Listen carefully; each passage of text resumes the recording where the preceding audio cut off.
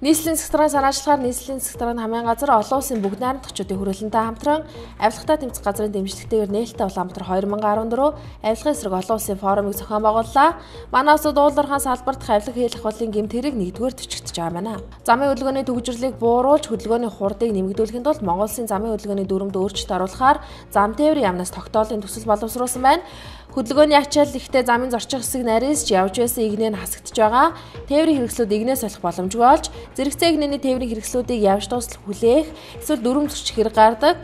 Мөн төв замтай нийлж байгаа ачаал ихтэй уулзур гарах дараа л тогтоогоогүй.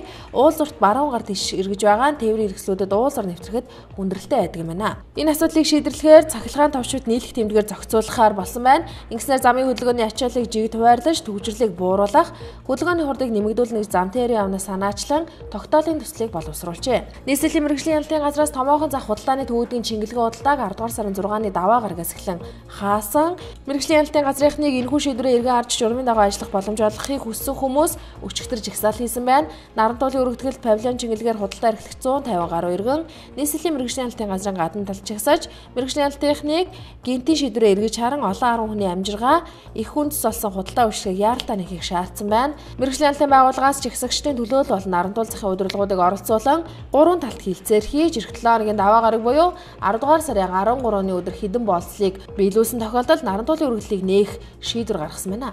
Хэвлэл мэдээллийн хэрэгслээр үйлдвэр даажихын яамнаас Улаанбаатар гурил компанид 40 мянган тонн улаан буудаа импортлох эрх өгснөө улмаас бусад гурилын үйлдвэрийн импортын буудаанд хошуурч дотоодын тариаланчны хөдөлмөр талаар болох эрсдэлтэй байгаа талаарх мэдээлэл гарч олонний анхаарлыг татаад байгаа.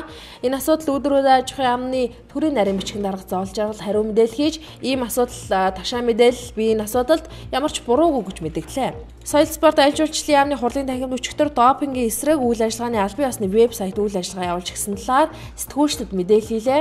Манай улс 2007 онд спортт допингийн эсрэг ЮНЕСКО конвенцэд нэгдүгээр орсноор ЮНЕСКОгийн дэргэдэх допингийн эсрэг санхүүжилт бүсэг эрхэн нээгдсэн байна. Харин өнгөрсөн жил төсөл хүчснээр энэхүү санхүүжилт олгох 27 улсын нэгээр шалгарч 2014-өөс 15 онд хэрэгжүүлэх төсөлтөө 12,600 орчим долларын санхүүжилт авч чадсан байна. Масууруулах сэтгцэд нөлөөлөх үйлчилгээтэй канабис гэх ургамлыг төлж худалдаалдаг бүлэг этгээдүүдийг цагдаагийн ерөнхий газрын дэргэдэх зохион байгуулалтаа гэмт хэрэгтээ тэмцэх хэлтсээс баривчилсан байна. 27 настай 3 сэжигтэн Төв аймгийн нутагт 10 орчим килограмм ургамал түүж байгаад үйлдэл дээрээ баригджээ.